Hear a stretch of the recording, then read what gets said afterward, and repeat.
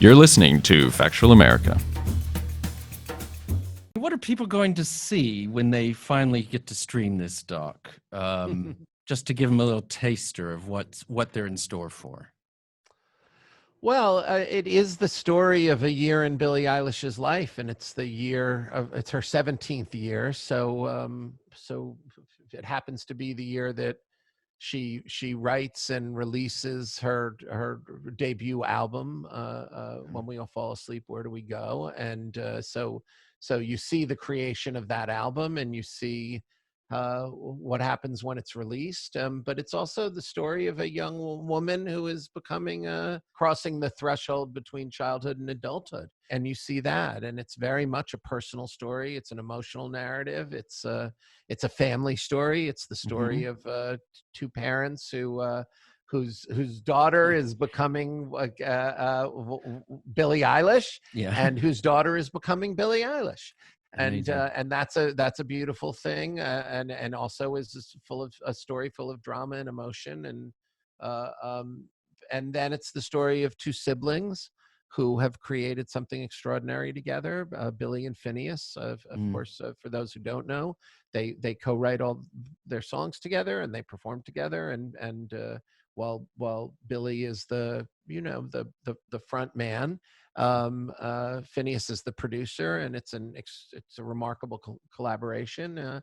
And so you see all of that, and all of this. There are lots of twists and turns, and it's a great yarn, I think, and a full meal.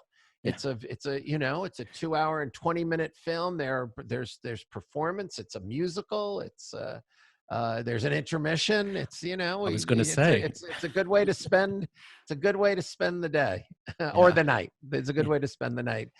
Billie suggests you get a blanket and light a candle and snuggle up with friends and family, and that's the way she has suggested you watch it. I like the idea of folks seeing it in theaters or in front of the best TV in their house, or with the best pair of headphones if they're watching on their computers, so that they can appreciate the full beauty of the sound.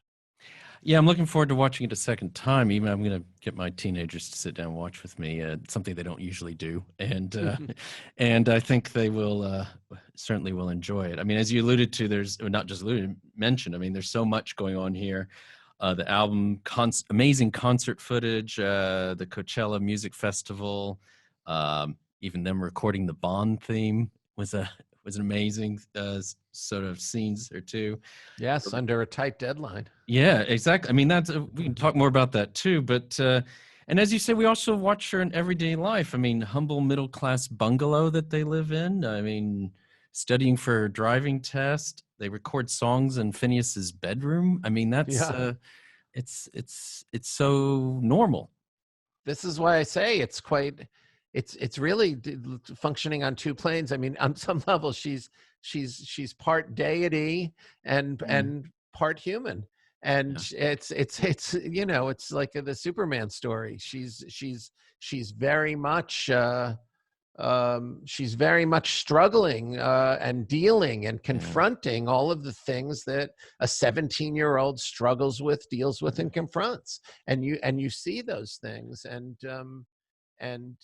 also she's writing about them, and she's sharing them with her audience, and she's creating great art, and it's awesome to watch.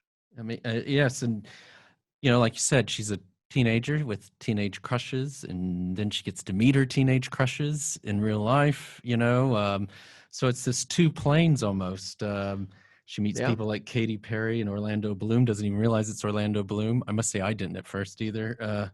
Justin Bieber and others, and then there she is at home sleeping in her parents' bed because she's scared of monsters, as the trailer says and the film says, and having her brother try to trick her into recording a hit song and things like this, and the natural tensions that you get between creative forces. It is quite amazing to see. And then you've got this, I mean, amazing concert footage. Yeah, absolutely. I mean, there is a lot of performance. My goal was kind of to create a musical, Mm, and for this to function as a musical, so that we were very deliberate in the pieces of music that we chose. The entire score is by Billie Eilish and Phineas. It yeah. is very it is the underscoring is all taken from stems of their music, and we use that music as part of the narrative and the construct of the film. But then the songs that she sings, and there well over 20 performances in the Mm, film, are specifically chosen both for their narrative and their emotional content. And sometimes we play those performances out in full because that's mm, what the narrative and the emotional moment in the film call for. And it's a it's so yeah, there's that whole other layer to it, in the way that with musicals there's that whole other a whole other layer. And we film the performances in a very in a way I think most viewers won't be familiar with. mm. We kind of forego the what has become the more kind of familiar swooping camera on a jib arm look that Yeah. that you recognize from so much concert footage that you see. And instead we're in an intimate space and an intimate moment with Billie. And Yeah. my direction to the DP was I want to feel her breathing on stage. I want the Amazing. audience to connect with her emotionally in the same way that her audience is connecting with her emotionally. And I want the film experience of her performance to be unique, so that even if you've seen her in concert, seeing her perform Mm. in the style that we filmed her in would still be brand new to you. And I'm excited about what the results are. Yeah, and I think you captured some. I mean, she does big stadiums. She also does some venues that seem pretty intimate by comparison. Yeah, wide Um, range, sure. yeah, and also, I mean, the thing that struck me was, I mean, I've been to my share of concerts way back when, and festivals and whatever, but uh, and people know the song words to the songs of their favorite artists and thing, but I don't remember seeing an audience that seemed to be hanging on every single syllable of every word like they do at her concerts. Was that your?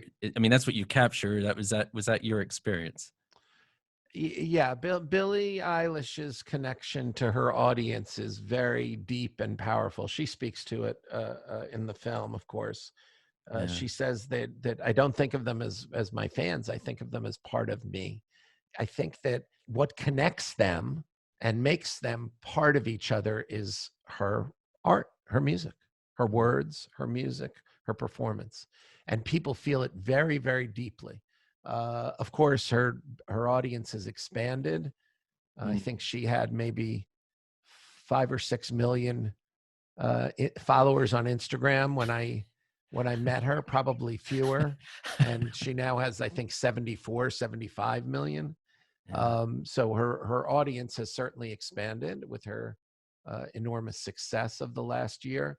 But that connection, I I I haven't seen it change. And it's look, she carries the weight of her audience's pain and of Mm. her audience's joy, even as she carries the weight of her own pain and her own joy. Yeah. But this is who she is. And there's a I think a shamanistic element to it. I think Mm. there's a it's big stuff. Yeah. She's speaking to millions, Yeah. and they're hearing her and they're feeling her and they're connecting with her. Yeah. And it's just the way it is. Yeah. Yeah. It's it's pretty special.